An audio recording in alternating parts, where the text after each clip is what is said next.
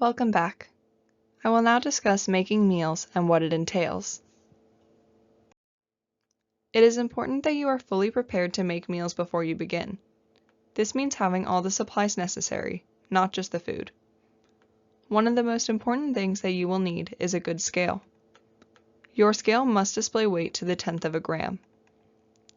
Two models we recommend are the OHAS SPX 421, top picture, and the ECS 500, bottom picture. The reason we recommend these is that they display weight to the 10th of a gram, can weigh up to 400 grams, and allow you to calibrate the weight. Both of these products can be powered by batteries or by using an AC adapter. As batteries can be expensive over time, an AC adapter is ideal. Some websites, such as the ones listed above, include the AC adapter with purchase while some do not. Be sure to check for this when deciding on what scale to buy. The OHAS SPX 421 is the more expensive option, but is known to last longer. It is important to calibrate the food scale once a day. Calibration includes testing the scale by placing the weight on the scale and checking that it is correct. This is important for the scale to measure accurately. For the ECS 500 model, a separate calibration weight will need to be purchased. Additionally, you will need containers to weigh your food in. These should be lightweight and can be something you have already, such as small plastic Tupperware containers. Parchment paper can also be used to weigh. It is beneficial to get droppers to weigh small amounts of liquids. These droppers can be purchased online at most major retail stores such as Walmart. Many meals we make involve whipped heavy cream. This is because it tastes good and is an excellent fat source. To make whipping cream easier for you, a mini hand blender is suggested and can be purchased through Amazon or Walmart. Finally, a pill crusher is recommended. This would allow you to put any necessary supplements in food. Before making meals, it is important you understand the different ratios and why they change. Initiation starts with a 1.5 to 1 ratio. This means 1.5 grams of fat per 1 gram of carbohydrates plus protein. This ratio is low, but slowly increases as initiation continues. It will increase by a 0.5 to 1 or 1 to 1 ratio every 1 to 2 meals. By the time you or your child is discharged from initiation, the final diet prescription will have been reached. These pictures represent the ratios of an initiation where the goal diet prescription is a 4 to 1 ratio. The ratio goal is personalized for each patient and thus may be different for you or your child. A patient will begin PKT usually having consumed over half of their calories from carbohydrates. The first PKT meal they have on day 1 will be a 1.5 to 1 ratio. By the end of the first day, the ratio will increase to 2.5 to 1. This makes 85% of calories come from fat and only 8% come from carbohydrates.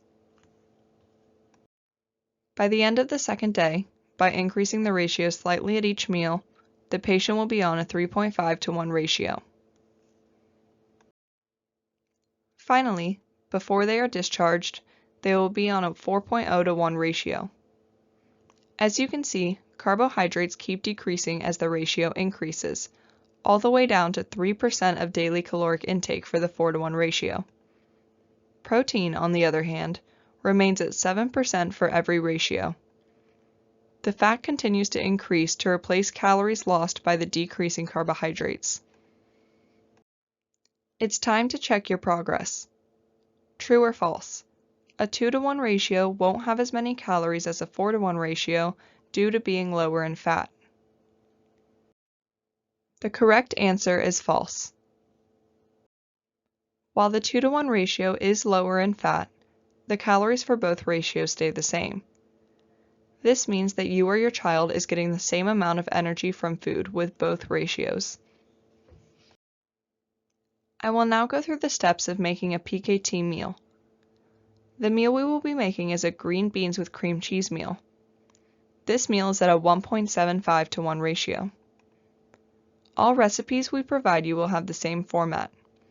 The ingredients are listed above with the amount, to the nearest tenth of a gram, and the brand-specific product. Underneath are step-by-step directions on how to create the meal. It is important that you be very precise about the top part. However, you can prepare the ingredients in any way you prefer. Some recipes can be prepared as individual foods on a plate with a cream drink, as a cream soup, or as a casserole baked in the oven. The first step to making any meal is gathering your ingredients. In this case, we have Crisco canola oil with omega-3 DHA, Publix extra virgin olive oil, microlipid, MCT oil, Bena protein, Organic Valley heavy whipping cream, Publix whipped cream cheese, and Stage 2 beech nut green beans. When a brand is specified, it is important to use that exact product. The next step is to weigh out each ingredient. It is easiest to weigh all ingredients at once, so the cooking or combining process will be easier. One helpful tip is to use a dropper to weigh any oils in the recipe. This dropper should be rinsed with warm water before and after each use. Separate droppers should be used for each ingredient to avoid contamination. You can save droppers for the next time by labeling each one with what they were used for. Gathering supplies such as the scale and containers is the first step to weighing ingredients. Place the container on the scale and tare it, or set it to 0. Add the ingredient until it is measured to the indicated value to the tenth of a gram. The next step is whipping the cream and combining it with the cream cheese. A handheld mixer is best for whipping. If preferred, you can also add the baby food into this mixture. If not, the baby food can be eaten separately. Next, you will create the G-tube portion of this formula. Combine microlipid, canola oil, MCT oil, Bena protein, and olive oil. Add water to this mixture until it reaches 110 milliliters in volume. If there is any oral food left, dilute this with water so that it can also be tube-fed. It is now time to enjoy the delicious meal you have created. Feed the whipped cream mixture and baby food orally and the G-tube formula separately, followed by a water flush. This water flush is important to maintain hydration. With the ketogenic diet, it is difficult to consume as many fruits and veggies as you would from a typical diet due to the limited carbohydrates allowed. Supplements will be prescribed to ensure all nutrient needs are met. A multivitamin will be prescribed, such as a Flintstones Complete Vitamin. If you or your child cannot eat this, there is also a powdered multivitamin option. This is called Nano VM. Additionally, a salt product will be prescribed. Salt substitute, as seen above, contains both chloride and potassium. Regular salt has sodium and chloride. We will prescribe a product that best fits the needs of the individual. The supplement can be easily added to any recipe. Phosphorus and magnesium may also be prescribed. Phospha 250 is a pill that is mostly phosphorus with some sodium and potassium. This is where a pill crusher would come in handy. For magnesium, Phillips Milk of Magnesia will be prescribed. Milk of magnesia is also a laxative. This is beneficial to those on PKT because constipation is a common side effect, and this can help reduce it. The nature-made liquid soft gels as seen above have both calcium and vitamin D. The paste can be squeezed out of the tablet, which makes for easy administration. Miralax is also recommended as needed for constipation. Any of these supplements can also be administered through G-tube. Hydration is very important when on PKT. While plain water is the preferred drink, keeping hydrated is the most important thing. For this reason, there are alternatives to plain water if you or your child can't drink enough water.